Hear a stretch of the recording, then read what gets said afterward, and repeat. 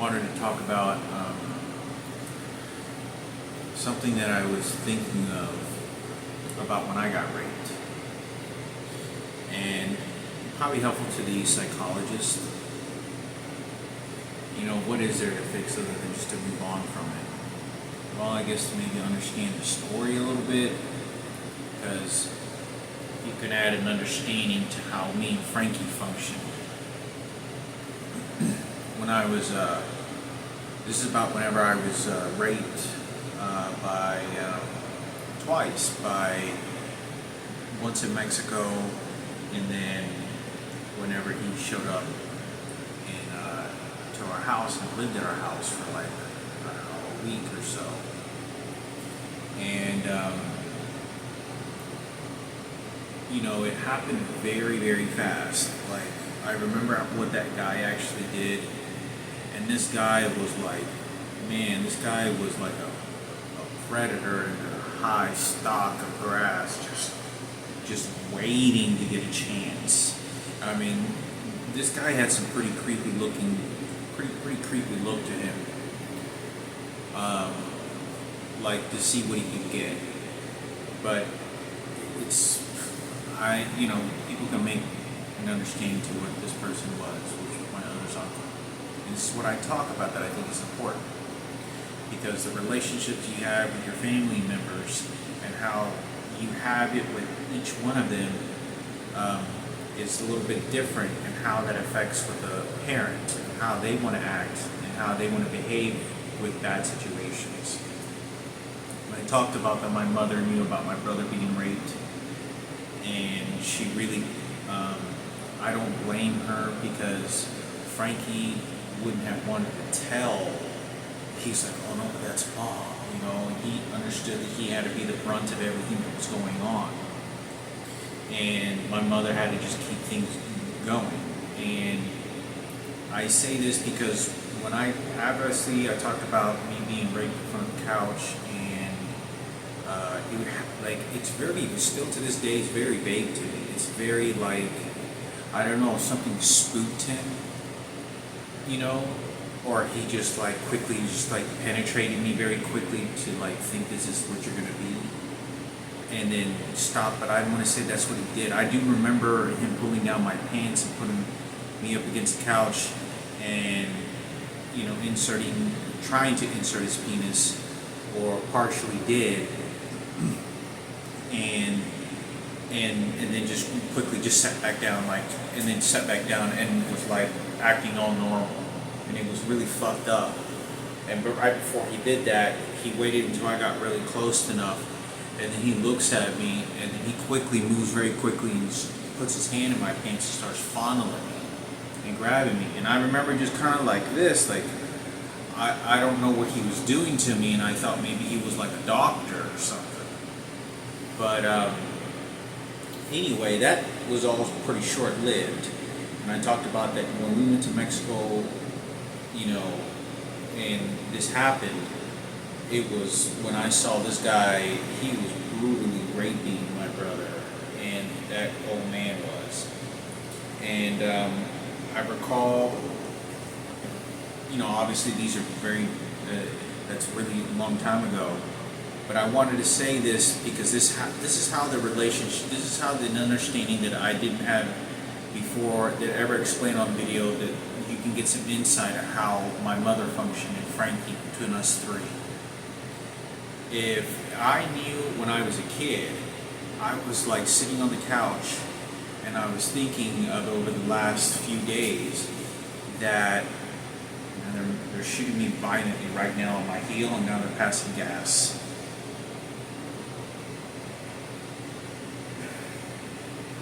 And I say this because you can get an understanding of the relationship between me, Frankie, and my mother. When I was sitting on the couch, I remember having flashbacks of it.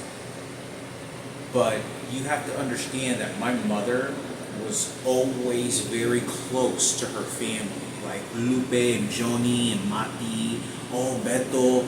Not so much Beto because he was the male, but definitely Lupe and Johnny and Ceci and Grandma.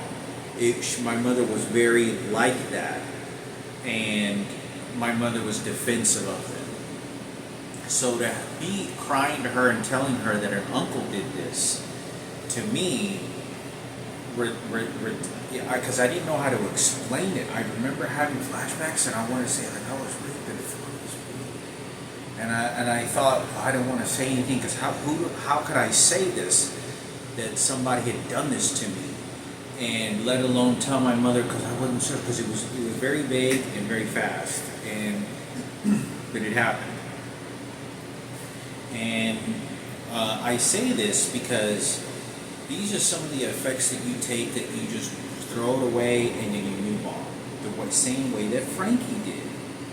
So I understand, and this is what I want to talk about, I understand how Frankie would have felt like that, okay, I got raped, and then I just move on and just go about my business because I have to deal with it. It's just a family.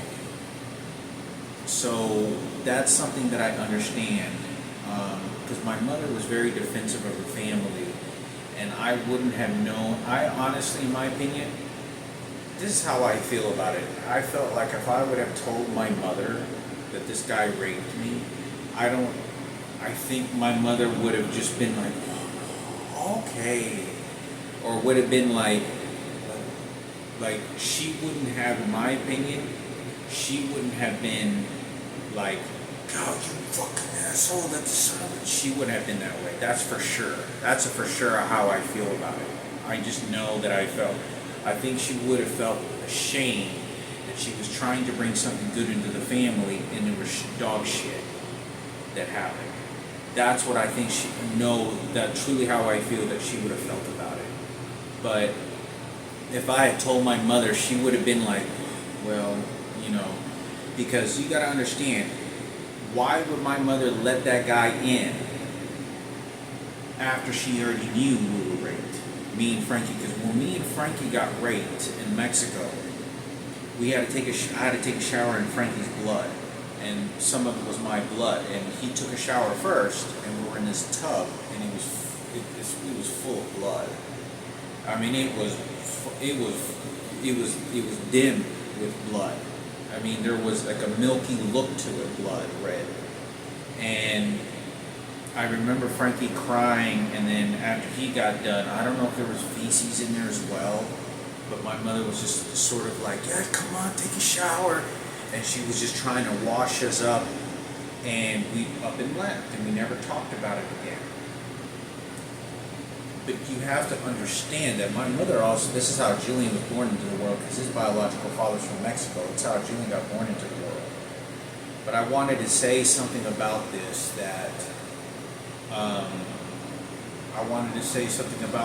was important, because when it particularly comes to this circumstance in life, I understand fragments of it, on how Frankie may have just been, how he felt like just moving on from it, which is, you don't have a choice, and you feel ashamed to talk about it, that someone did this to you, because you want to carry yourself with high dignity and respect, and you really can't do that when people know about that, especially when you're a kid and very young. And I think it's important for me to talk about. Obviously, the mansion that my other got, and other Marco, and the other kids that my mother had, and Julian and his twins, Miracle Mansion. It's all over. It's done. I'm 40 years old. Frankie would have to be 40. Frankie's now 44 years old. I think Frankie would be turning 45. I think Frankie's going to be turning 45 this year. In 5 years, he'll be 50 years old. So I think it's important for me to talk about this, because I understand like fragments of that, because you got to understand that I felt like I couldn't tell my mother because she would downplay it.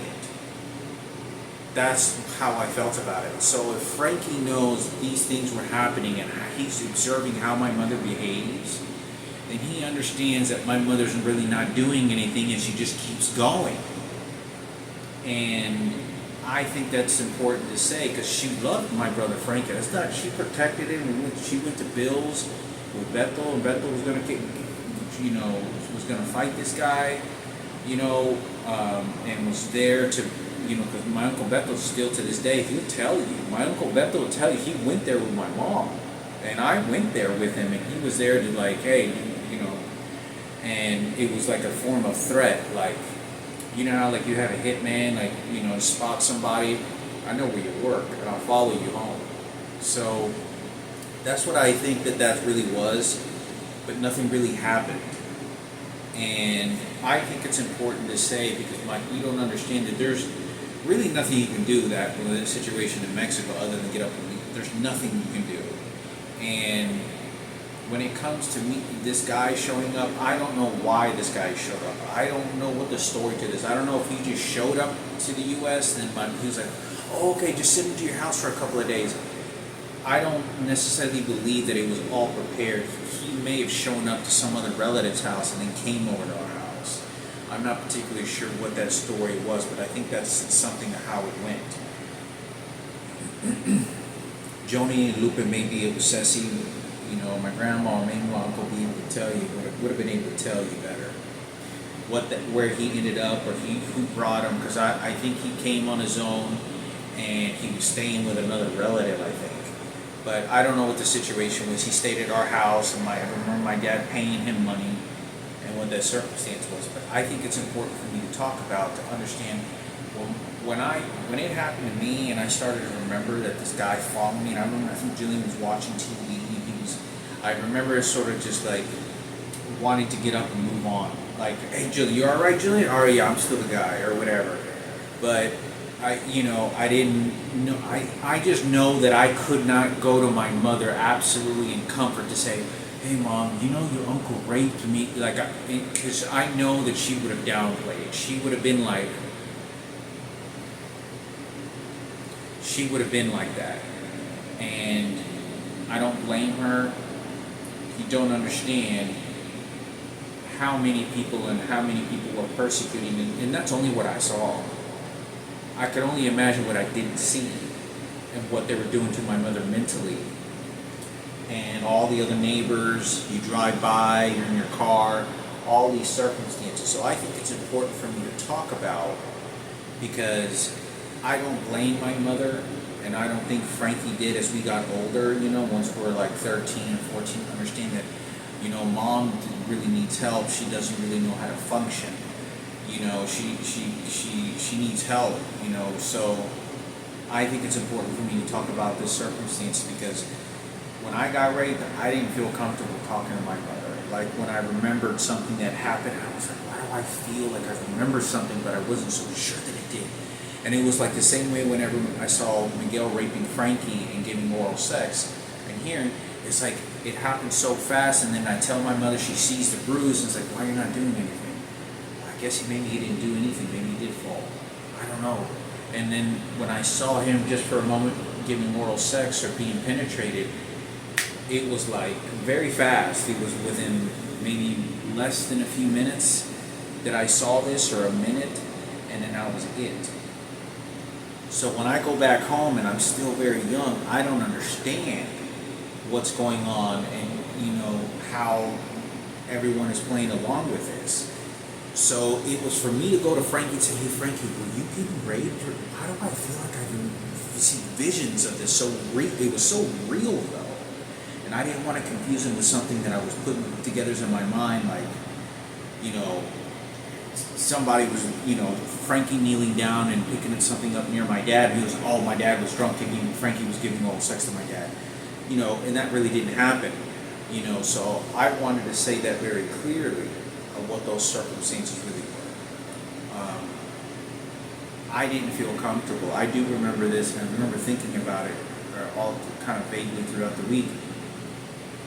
And I was like, I remember not feeling comfortable, because I was having these flashbacks when I was younger, sitting on the couch, and I was like 14, Jillian watching TV, and I didn't feel comfortable. I know that my mother would have downplayed it, like, what do you want me to do? What do you want me to do? And she would have gone about her business. And this is some of the things that I think is important too, so that it helps Frankie also express himself, whatever it is that he can express himself, or understand his troubles. Because if I felt like this and he felt like this, and my mother's moving on and getting in a mansion with Ken Cooper's kids and Madison and Julian, and all their lavish life. Understand that I still don't blame my mother very much. I just don't. You don't understand that. I know that it's easy to move forward, but you don't understand, there were so many people. I'm starting to remember the intense harassment of a lot of shit. Let me tell you something. There's another thing that I wanted to talk about that I just thought of, and I was remembering over the last couple of days. When I was at DeWitt Perry, I was 15 years old in 8th grade. I was in 7th grade. I was in 7th grade, and I played football for one season. These two individuals are still alive. You can do secret questions with them and find out if they knew about this. This is what I'm going to say. Michael Burns, Coach Burns, worked as I think he was a history teacher in 7th grade at DeWitt Perry, and Coach Sullivan was also a coach for the football team. Richard Murphy knows who he is, John Murphy, Nick Carrera, Cisco. These 4 guys can identify these 2 coaches. I didn't know these 2 coaches were gay, but I know that Coach Sullivan seemed to have gotten a pretty good relationship with Richard Murphy. Because Richard Murphy expressed him as like they were kind of buddies or something in 8th grade. But I was in 7th grade when this happened. I was in 7th grade, and I remember Coach Burns, which is Mr. Michael Burns, and I remember that this guy, he was married to a Mexican woman. He's a white guy. He was married to a Mexican lady. Black hair, looks like Sarah, kind of more darker in the skin, like my tan. And I recall him sort of looking over at me, and he kind of seemed to point me out. He goes, "Good job, Hector." And he was kind of military, formal, but he wasn't in the military. I don't think he was. Very firm, but kind of like funny firm, like comedy kind of firm. And so, anyway, I was lifting weights one day, and this is one day that I remember. We used to go after school, and sometimes we would go lift weights in the gym. And this is toward the end of the year, 7th grade. It's me, Richard Murphy, and John Basili.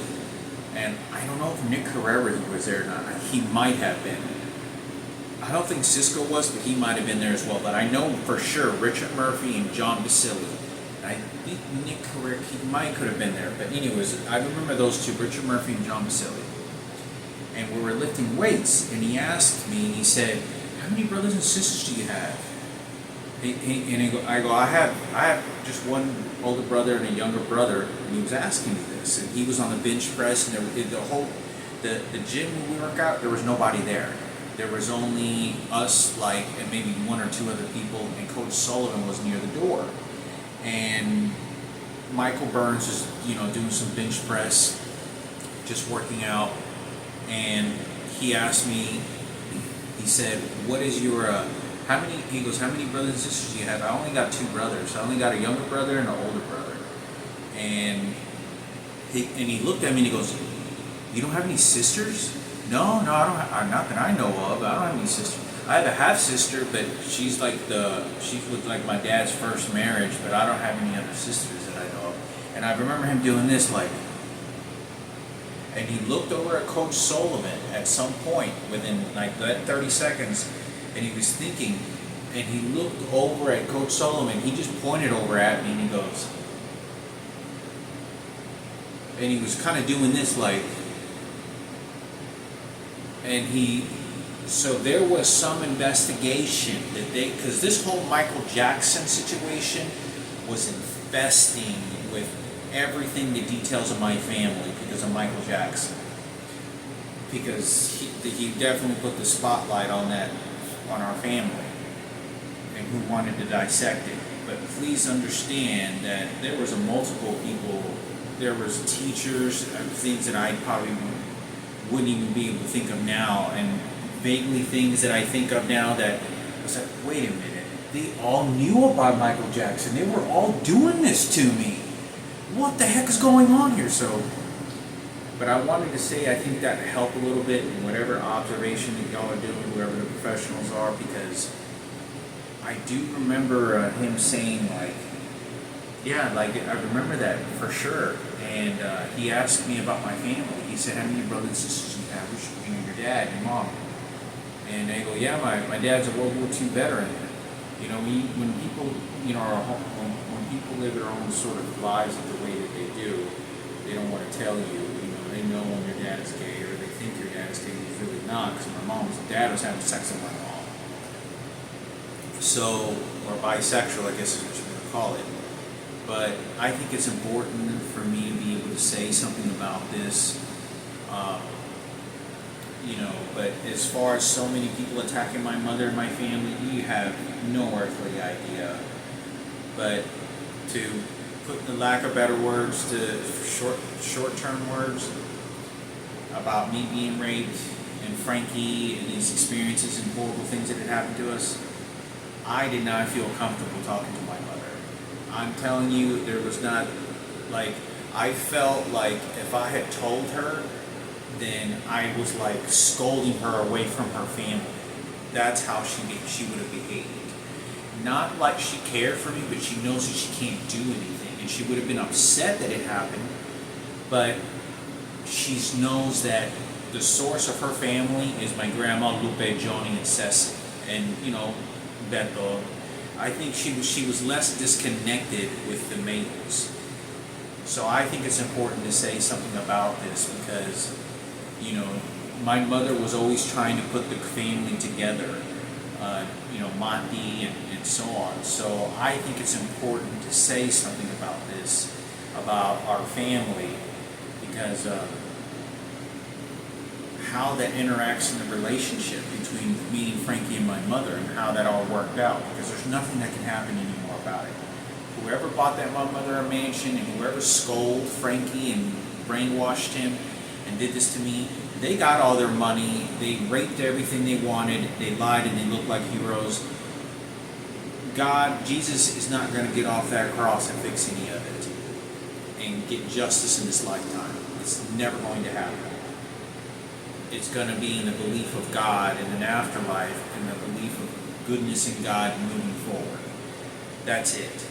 Because the selfish and greed of parts, mostly the parts of the Cooper family and other relatives as well, you know, and you have all this pressure of everything that's going on in different directions. That's why they did it, for the leader of Michael Jackson in the U.S. president. And they're going to keep doing what they did, and it is too late. So, as far as I can say, I didn't feel comfortable. That's what I have to say. I didn't. And I remember, like, I want to say real feeling really, like, I remember her being in the kitchen when I was like 14 or 13, and I wanted to tell her, but I didn't want to tell her because I just felt like my mother thinks I'm trying to take her away from her family. Now you got bigger problems. If my mother's identical triplets, twins, are in a relationship with Lupe and Johnny and Mati and Beto, my mother, I know how their relationship was, but guess what? They're as equal as a sister and brother to my mother's twins, and they were never part of our family. And that's how they wiped everything away from their glory. And it wasn't their fault, because you have to rely on their stupid brains to get what you want to get, and victory again. But it's too late. So I say this so I kind of feel for Frankie and understand that, you know, Frankie may be in a debilitating state, and I know or feel very strongly that he is. But I think it's important for me to talk about so that he can express himself. I can kind of talk and kind of create some sort of path of expression for him from what had happened. Because if I don't say anything, there's, just like before, and there's nothing that can be done about it anymore. But I think that if you understand, you know, what it is you need to understand.